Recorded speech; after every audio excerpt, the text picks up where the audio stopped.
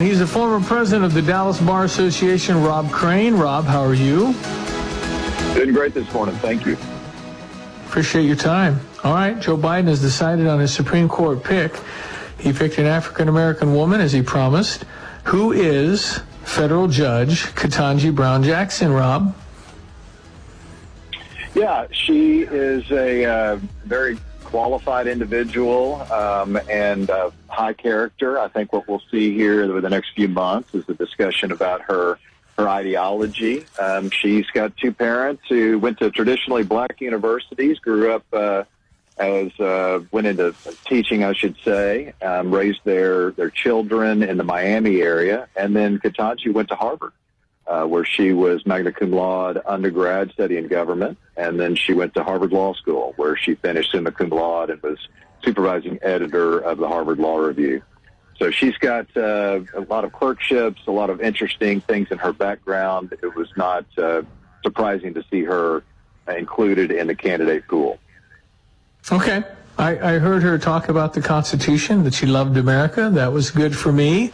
I like that. What about some of her rulings? Any idea if she's somebody who strictly follows the Constitution, or she leans activist, or she'd be a solid Supreme Court justice? You know, she's written over 300 opinions, but most of those were at the trial court level, where she has spent most of her time as a judge. She was just appointed to the D.C. Court of Appeals this last year by President Biden. And so she doesn't have a lot of appellate court opinions. So as one of the major publications recently said, she's still somewhat of an open book as to her philosophy and how she might rule on certain issues. Now, that said, going back and looking at the rulings that she has made, and she appears to be like most justices who are appointed for this role, to have ruled down the middle, most times. When you get into those politically sensitive or socially sensitive issues that we all hear about on the news, she leans left. She's been pro-labor in a number of rulings. More recently, and I'm sure we'll hear about this in the confirmation process, she's ruled against the Trump administration on a couple of high-profile cases. So it's still somewhat to be seen, but this is a person that seems to have a maturity in her judicial temperament and philosophy, and a lot is yet to be seen as to how far left-leaning she actually is. Yeah, and wasn't a couple of her rulings overturned unanimously by, was it the 9th or whatever district that was? I've seen the reports on that. She, like I mentioned, she's got over 300 opinions. Less than a dozen, according to one publication, have been overturned over the number of years that she has served. So she's got a good batting record, batting average, I should say. There were a couple of opinions on some new issues before the judiciary that were overturned, and I'm sure we'll hear a lot about those opinions as well. Okay. If she loves the country, loves the Constitution, will rule from the Constitution, I just want these justices to, call it like you read it. I don't care what side you're on, just justify it through the Constitution. That's kind of my feeling on the thing. I think we don't want this as a political body, do we, Rob? We want this to be the answers to these tough questions. You're absolutely right. This is the third branch of our government. It is meant to be a check and balance as to the other two branches of our government. So we don't want a justice who is going to rubber stamp a certain party within the other branches of government. So it's important that these are independent-minded people who are going to independently take a look at the Constitution and rule accordingly. You're absolutely right. We do not want partisan individuals on our courts. That defeats the whole purpose of our structure of government. Oh, the whole thing about packing the court, and then when Republicans get power, they'll do it, and then all of a sudden you got nothing.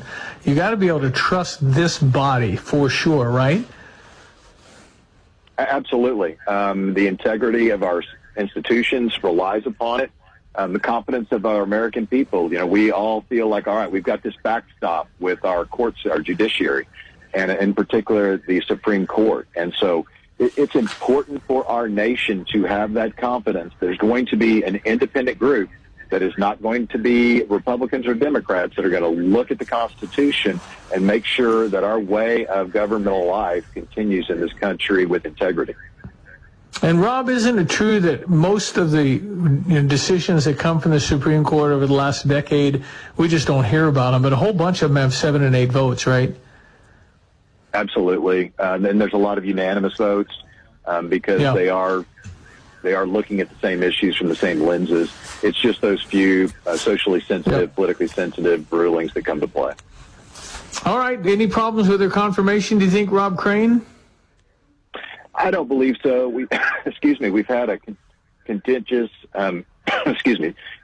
several confirmation battles going back to Merrick Garland never getting a hearing. I think the political appetite and atmosphere is one of, hey, let's have a little smoother process this go round and be a little more business-like with this, or at least I hope so. So hopefully here in the next 3 months we'll have a new justice. Well, the thing is, you know what happens in Washington, Rob. They have the people that dig everything and find everything and leak everything, and you got all that. It's kind of a circus these days. It is. I'll tell you one thing about Judge Brown Jackson is, she's related to Republican former Speaker of the House Paul Ryan through marriage. He introduced her previously in the Senate. He came about last week as well and endorsed her again as what a fine human being she is.